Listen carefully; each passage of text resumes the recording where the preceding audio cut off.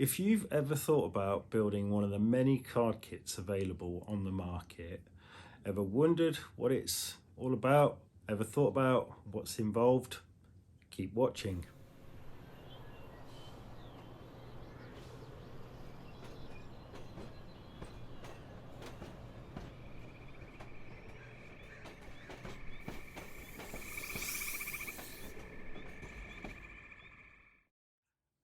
Hello, welcome back to the channel. You're watching Chippingford Model Railway and this is Sandy Lane. In today's video I'm going to show you the process that I go through to build one of these card kits. On this occasion it is the car park over my shoulder from Scalescenes, and I've put the link in the description. I'm also going to show you how I added lights to the inside of it. And in the following video, the follow-up, I'll be showing you how I added the lights to the outside, plus what I do under the baseboard to get them all wired up and working. If you've already built one of these kits for yourself, you know, have a look, see how I do it, and you know, make some suggestions if you do anything different. Always willing to listen to other people's experiences and learn from their tips and get better at doing it. Otherwise, you know, kick back, relax and enjoy.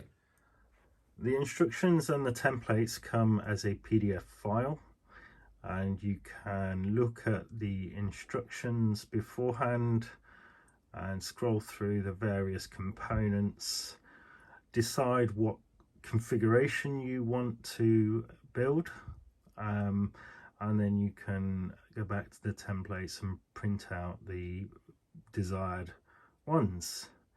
You can also edit some of the text if you'd like to rename your car park to something else, have it a slightly different style.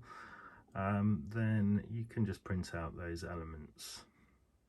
You'll need some good photo quality inkjet paper like the one I've got here, or some suitable paper for your type of printer. Simply load your paper into the printer,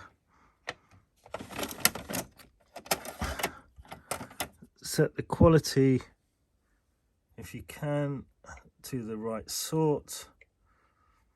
Once you've decided what you want to print out, you can then select these in your chosen program. I'm using Adobe Acrobat, and within this I can configure my printer to print. Here's a setting I've saved for Scalescenes. You might have to have a little bit of a play around with these settings to get it to print out how you want it to print out, depending on the type of printer you're using, the cartridges that it has, or whether it has tanks, or whether you're using a laser printer.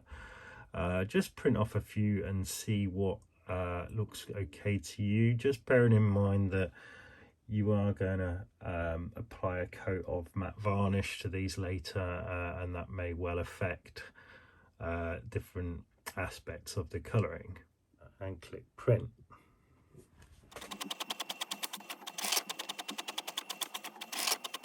For this project in AA scale, you'll need a selection of card, heavy card 2mm, medium card 1mm, and light card, which is 200 GSM. You can buy these online, various places. I've gone for grey board,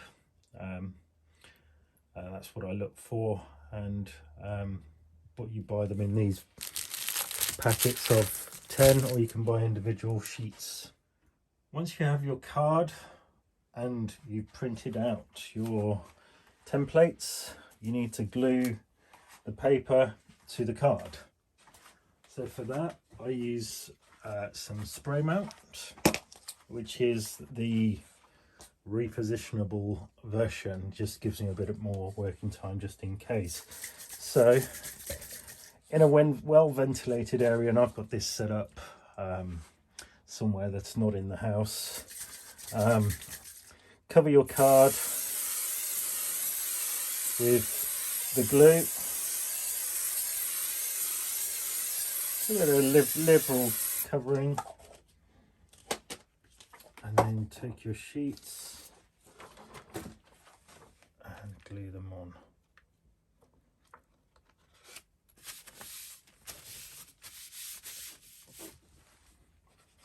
There's one. Just take note as you're doing this of the type of card that sheet needs to go on. It doesn't have to be hugely accurate, just so long as you get the main body of the printout on the card. So it will say what type of card at the bottom. So there we go, just carry on, do the whole project onto your card like that. Give your card some time to dry. No set period, but I like to leave it a few hours. You could probably get on with it a bit sooner, but I'll just set it aside somewhere, and then come back to it. And then you need to coat the sheets with a layer of matte varnish. I find it works better beforehand, so that everything's completely dry and sealed before you start working on the project. So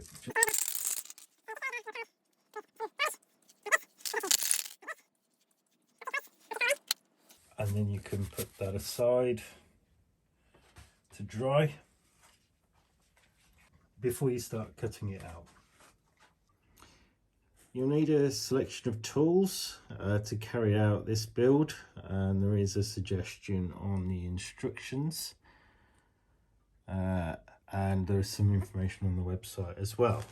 So a few clamps, a ruler or two, a few right angle engineer squares, always quite handy for keeping things straight. And if we just sort of move along, there's a couple of different types of glue there for different jobs, some cutting tools, some various colours of pens, and maybe some paints for colouring in the edges, tweezers, a little pokey thing to unblock your glue, glasses if you can't see well like me, some sanding paper and blocks, and a bit of kitchen towel and a damp cloth. So once everything's dry, you can start cutting out the individual pieces. I like to do that beforehand. It just helps me stay a bit more organized. So you'll end up with a lot of individual pieces, so try and keep them somewhere where you're not going to knock them out the way. And you'll also get some of the extra sheets, texture sheets, which I just printed out on paper, and you can cut those out when you need them. So there we go, you're now ready to start building the project. Well, let's get going then, eh? Lift shaft sides.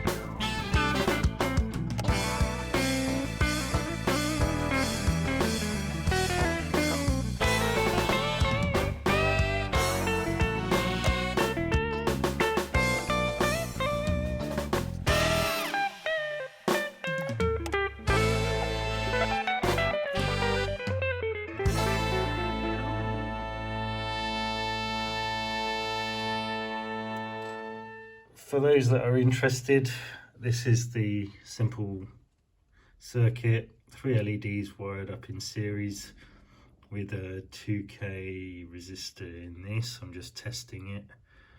It's been running for about 3 hours now, and it's all fine. Yeah, nothing is hot. It's all really cool.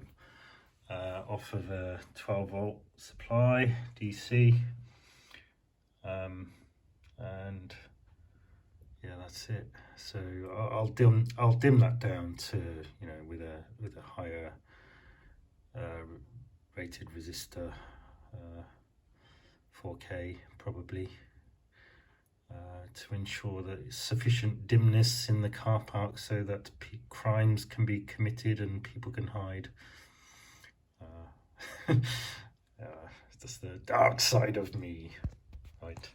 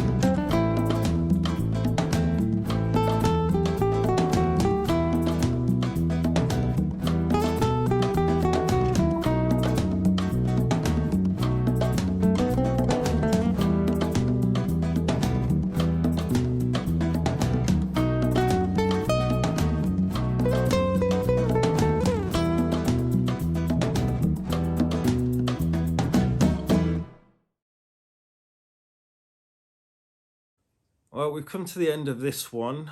I'll leave you with some pictures of how it looked at this point, and yeah, thanks for watching. You know, please like, subscribe, comment, and thank you. Bye.